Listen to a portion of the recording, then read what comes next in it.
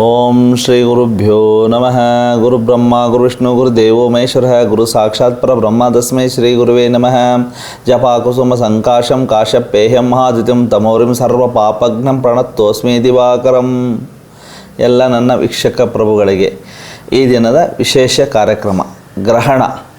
ಇದೇ ತಿಂಗಳಲ್ಲಿ 12/8/2026 ಬುಧವಾರ ಗ್ರಹಣ ಸಂಭವ ಇರುತ್ತದೆ. ಗ್ರಹಣ ನಮ್ಮ ಭಾರತಕ್ಕೆ ಗೋಚಾರ ಇರುವುದಿಲ್ಲ.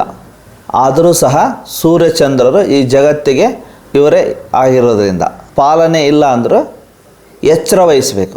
ಇದನ್ನು ಪಾಲನೆ ಮಾಡೋಕ್ಕಿಲ್ಲ ಅಂದ್ರೂ ಎಚ್ಚರ ವಹಿಸಬೇಕು. ಯಾವ ಸಮಯದಲ್ಲಿದೆ ಸ್ವಲ್ಪ ಅನುಷ್ಠಾನ ಮಾಡೋಂಥದ್ದು, ಸಿದ್ಧಿ ಯೋಗಗಳನ್ನು ಪಡೆಯೋಂಥವ್ರು, ಮತ್ತು ಬಾಣತಿಯರು, ಈ ಪ್ರೆಗ್ನೆಂಟ್ ಇರೋಂಥವ್ರು ಹಸಿ ಮೈಯಲ್ಲಿರ್ತಾರೆ ಅಂತಾರೆ. ಸಣ್ಣ ಪುಟ್ಟ ಒಂದು ಕಿರಣಗಳ ದೋಷಗಳು ಉಂಟಾಗಂಥದ್ದು, ಇವರು ಸ್ವಲ್ಪ ಆ ಸಮಯವನ್ನು ಎಚ್ಚರ ವಹಿಸಬೇಕು.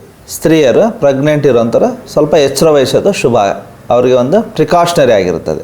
ಯಾವ ಸಮಯದಲ್ಲಿದೆ ಅಂದರೆ ನೋಡಿ, ರಾತ್ರಿ ಸೂರ್ಯಗ್ರಹಣ ಸಂಭವಿಸಿದರೆ ಇದು ನಮಗೆ ಗೋಚರಿಸಲ್ಲ ಅಂತ ವಿದೇಶಗಳಿಗೆ ಇದೆ, ನಮಗೆ ಇಲ್ಲ.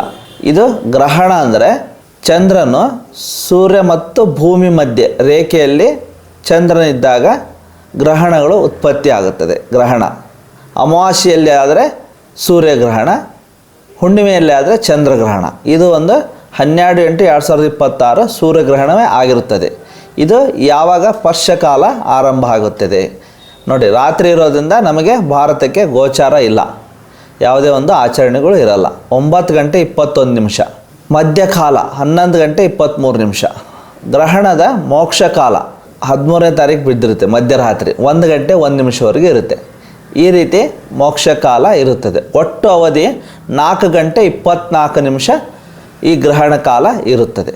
ಇದರಲ್ಲಿ ಜಪ ತಪ ಅನುಷ್ಠಾನ ಮಾಡೋರು ಮಾಡ್ಕೋಬೋದು, ಮಾಡಿಕೊಂಡು ಸಿದ್ಧಿಗಳನ್ನು ಪಡೆಯುವಂಥದ್ದು. ಗ್ರಹಣ ಇಲ್ಲ ಅಂದಾಗ ಯಾವ ರೀತಿ ಸಿದ್ಧಿ ಅಂದರೆ ಸೂರ್ಯಚಂದ್ರರು ಜಗತ್ತಿಗೆ ಒಬ್ಬರೇ, ಆದ್ದರಿಂದ ನಾವು ಸಿದ್ಧಿಗಳನ್ನಾದರೂ ಪಡೆದು ಲಾಭಗಳನ್ನು ಪಡಿಬಹುದಾಗಿದೆ. ಈ ಸೈನ್ಸ್ಗಳಲ್ಲಿ ಹೆಚ್ಚು ಸಾಧನೆ ಮಾಡೋರು ಈ ಗ್ರಹಣ ಬಂದರೆ ಒಂದು ಅವ್ರಿಗೆ ವಿಶೇಷ ಒಂದು ಖಗೋಳಶಾಸ್ತ್ರವನ್ನು ತಜ್ಞರಿರ್ತಾರಲ್ಲ, ರಿಸರ್ಚ್ ಮಾಡೋಕ್ಕೆ ಒಂದು ತುಂಬ ಅವಕಾಶಗಳು ಇರುತ್ತದೆ. ಈ ರೀತಿ ಒಂದು ಸಂಪ್ರದಾಯ ಪ್ರಕಾರ ಈ ರೀತಿ ಇರುತ್ತದೆ. ಮತ್ತು ಆ ದಿನ ಯಾವ ನಕ್ಷತ್ರಗಳಿದೆ, ಎಲ್ಲಿವರೆಗೆ ಇರುತ್ತವೆ ಅಂತ ನೋಡೋಣ. ಆ ದಿನ ಪುಷ್ಯ ನಕ್ಷತ್ರ ಇರೋಂಥದ್ದು 7 ಗಂಟೆ 8 ಗಂಟೆಗೆ ಮುಗಿಯುತ್ತದೆ. ಮತ್ತು ಉಪರಿ ತಿಥಿ, ಉಪರಿ ಅಂದರೆ 2 ದಿನಗಳು ಕಂಟಿನ್ಯೂ ಆಗಿರೋಂಥದ್ದು, 2 ಸೂರ್ಯೋದಯಕ್ಕೆ ಇರೋಂಥದ್ದು. ಮತ್ತು ಆಶ್ಲೇಷ ನಕ್ಷತ್ರ ಆಗಿರ್ತದೆ. 2 ನಕ್ಷತ್ರಗಳಲ್ಲಿ ಇದು ಹಿಂದೆ ಮುಂದೆ ನಡೀತಾ ಇರುತ್ತೆ ಅಂತ. ಹಿಂದಿನ ದಿನವೇ ಅಮಾವಾಸ್ಯೆ ಆರಂಭ ಆಗಿದೆ, ಇಲ್ಲಿ ಮಧ್ಯರಾತ್ರಿಯಿಂದನೇ, ಮಂಗಳವಾರ ಮಧ್ಯರಾತ್ರಿಯಿಂದನೇ ಆಗಿದೆ. ಇಷ್ಟು ಅಮಾವಾಸ್ಯೆ ಒಂದು ಗ್ರಹಣದ ಒಂದು ಪ್ರಭಾವಗಳು ಯಾವ ರೀತಿ ಇದೆ, ರಾಶಿಗಳ ಒಂದು ಗ್ರಹಗಳ ಪರಿಸ್ಥಿತಿಗಳು ಹೆಂಗಿರುತ್ತೆ ಆ ದಿನ ಒಂದು ನೋಡೋಣ. ಆ ದಿನದ ಒಂದು ಗ್ರಹ ಸ್ಥಿತಿಗಳ ಮೇಲೆ ಒಂದು ಶುಭ ನಷ್ಟಗಳು ಲಾಭಗಳು ದೊರೀತಾ ಹೋಗ್ತವೆ.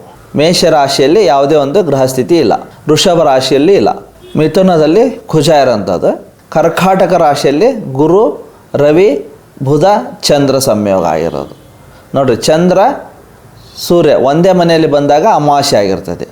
ಮತ್ತು ಧನಸ್ಥಾನದಲ್ಲಿ ಕೇತು, ಸಿಂಹ ರಾಶಿಯಲ್ಲಿ ಕೇತು ಇರೋಂಥದ್ದು. ಆರಂಭದಲ್ಲಿ ಕರ್ಕಾಟಕ ಲಗ್ನವೇ ಆಗಿರುತ್ತದೆ. ಕುಂಭರಾಶಿಯಲ್ಲಿ ರಾಹು ಇರೋಂಥದ್ದು, ಮತ್ತು ಮೀನರಾಶಿಯಲ್ಲಿ ಶನಿ ಇರುತ್ತದೆ. ಈಗ ಯಾವ್ದು ರೀತಿ ದೃಷ್ಟಿಗಳಿದೆ ಗ್ರಹಸ್ಥಿತಿಗಳು ಅಂತ, ಕ್ರೂರ ಗ್ರಹಗಳ ದೃಷ್ಟಿ ಇರೋ ಮನೆಗಳಿಗೆ ಸ್ವಲ್ಪ ತೊಂದರೆಗಳು ಇರೋಂಥದ್ದು. ಪರಿಣಾಮ ಇಲ್ಲ ಅಂದಾಗ ತೊಂದರೆಯೂ ಕಡಿಮೆ ಇರುತ್ತೆ ನಮಗೆ. ಆದ್ದರಿಂದ ಈ ಗ್ರಹಸ್ಥಿತಿಗಳನ್ನು ತಿಳ್ಕೊಂಡು ನಾವು ಏನು ಮಾಡಬೇಕು, ಗ್ರಹಣ ಇದೆಯಪ್ಪ ಅಂದರೆ ಬೇಗ ಊಟ ಉಪಚಾರಗಳನ್ನು ಮಾಡೋಂಥದ್ದು, ದೇವರ ಧ್ಯಾನ ಭಕ್ತಿ ಪೂಜೆಯಿಂದ ಮಾಡೋಂಥದ್ದು. ಸೂರ್ಯನ ಒಂದು ಸಂಕಟಗಳು ನಮಗೆ ದಿನನಿತ್ಯ ಬೆಳಕು ಕೊಡೋಂಥ ಸೂರ್ಯನಿಗೆ ತೊಂದರೆ ಆಗಿದೆ, ನಾವು ಅವ್ರಿಗೋಸ್ಕರ ನಾವು ಒಂದು ಅನುಕೂಲ ರೀತಿಯಲ್ಲಿ ನಮಗೋಸ್ಕರ ಮತ್ತು ಈ ಜಗತ್ತಿಗೆ ಬೆಳಕು ಕೊಡೋಂಥ ಸೂರ್ಯನಿಗೆ ಆರಾಧನೆ ಮಾಡೋಂಥದ್ದು. ನಮಃ ಸೂರ್ಯಾಯ ಶಾಂತಾಯ ಸರ್ವರೋಗ ನಿವಾರಣಾಯ ಆಯುರಾರೋಗ್ಯಂ ಐಶ್ವರ್ಯಂ ದೇಹಿ ಜಗತ್ತತ್ತೇ ವಂದೇ. ನಮಃ ಸೂರ್ಯದೇವಾಯ ನಮಃ, ನಮಃ ಸೂರ್ಯನಾರಾಯಣಾಯ ನಮಃ ಅಂತ ಸೂರ್ಯಗ್ರಹಣ ಮಂತ್ರ ಹೇಳೋಂಥದ್ದು. ನಮ್ಮ ಆರೋಗ್ಯ ಎಲ್ಲ ನಮಗೆ ಅದೃಷ್ಟಗಳನ್ನು ಕೊಡೋಂಥದ್ದು. ಮತ್ತು ಜಪ ತಪ ನಾಮಾವಳಿ, ಸಹಸ್ರನಾಮಾವಳಿ ಇವೆಲ್ಲ ವಿಷ್ಣು ಸಂಬಂಧಪಟ್ಟಿದ್ದು ಹೆಚ್ಚು ಮಾಡಿದರೆ ಒಂದು ಶುಭ ಲಾಭ.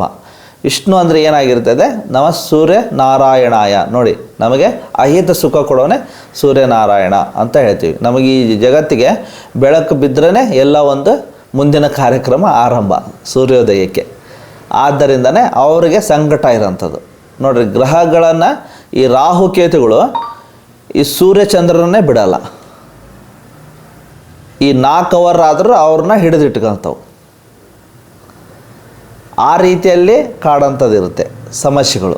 ರಾಹುಕೇತು ಅಂದರೆ ನೆಗೆಟಿವ್ ಎನರ್ಜಿ, ಈ ಕೆಟ್ಟ ದುಷ್ಟಶಕ್ತಿಗಳು ಅಂತ ಹೇಳ್ತೀವಿ ನಾವು. ಆ ರೀತಿಯಲ್ಲಿ ಅಸುರ ಗ್ರಹಗಳು ಅಂತ ಹೇಳ್ತೀವಿ. ಈ ಸೂರ್ಯಚಂದ್ರನ್ನೇ ಬಾಧಿಸ್ತವು, ಇನ್ನು ಮನುಷ್ಯರು ಬಿಡ್ತಾವ.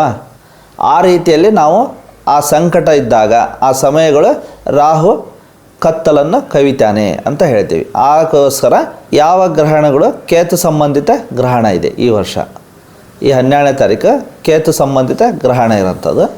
ಈ ರೀತಿ ಗ್ರಹಣ ಸ್ಥಿತಿ ಇದೆ. ಮತ್ತು ಗೋಚಾರದಲ್ಲಿ ಫಲಾಫಲಗಳು ಈ ರೀತಿ ನಡೀತಾ ಹೋಗ್ತವೆ. ಮತ್ತು ಯಾವ ದುಷ್ಟಗ್ರಹಗಳ ದೃಷ್ಟಿ ಇರೋದು ನಮಗೆ ಒಂದು ತೊಂದರೆಗಳು ಬರೋಂಥದ್ದು. ಮತ್ತು ಸೂರ್ಯನ ಮನೆಯಲ್ಲೇ ಕೇತು ಇರೋಂಥದ್ದು ಒಂದು ದೋಷಗಳನ್ನು ಉಂಟು ಮಾಡ್ತಾನೆ, ಪಿತೃಗಳ ದೋಷಗಳು ಉಂಟಾಗೋಂಥದ್ದು.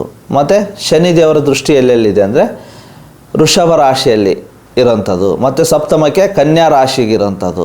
ಇವರು ಎಚ್ಚರ ವಹಿಸಬೇಕು. ಮತ್ತು 10ನೇ ರಾಶಿಯಾದ ಶನಿಯಿಂದ ಧನಸ್ಸು ರಾಶಿಯವರಿಗೆ ತೊಂದರೆಗಳು ಬರೋಂಥದ್ದು. ಮತ್ತು ವಿಶೇಷವಾಗಿ ಇಲ್ಲಿ ಕುಜನ ಒಂದು 4ನೇ ದೃಷ್ಟಿ ಬಂದು ಕನ್ಯಾ ರಾಶಿ ಮೇಲೆ, ಶನಿ ಕುಜನ ಇಬ್ಬರು ದೃಷ್ಟಿ ಇದೆ. ಆದ್ದರಿಂದ ಕನ್ಯಾ ರಾಶಿಯವರು ಸ್ವಲ್ಪ ಅಲರ್ಟ್ ಆಗಿರಬೇಕು. ಆ ಗ್ರಹಣ ಅಮಾವಾಸ್ಯೆ ಹಿಂದೆ ಮುಂದೆ ಪ್ರಯಾಣಗಳನ್ನು ರದ್ದು ಮಾಡ್ಕೋಬೇಕು ನಾವು. ಯಾಕೆ ಪ್ರಯಾಣಗಳು ಅಮಾವಾಸ್ಯೆ ಹಿಂದೆ ಮುಂದೆನೇ ನಾವು ಪ್ರಯಾಣಗಳನ್ನು ರದ್ದು ಮಾಡಬೇಕಂದ್ರೆ, ಸೂರ್ಯ ಮತ್ತು ಚಂದ್ರರು ಆತ್ಮ ಮತ್ತು ಮನಸ್ಸು ಕಾರಕರ ಬಲಗಳು ಕಡಿಮೆ ಆಗಿರುತ್ತೆ ಅಂತ. ಈ ಭೂಮಿ ಮೇಲೆ ಅವರ ಒಂದು ಬಲ ಕಡಿಮೆ ಇರುತ್ತೆ.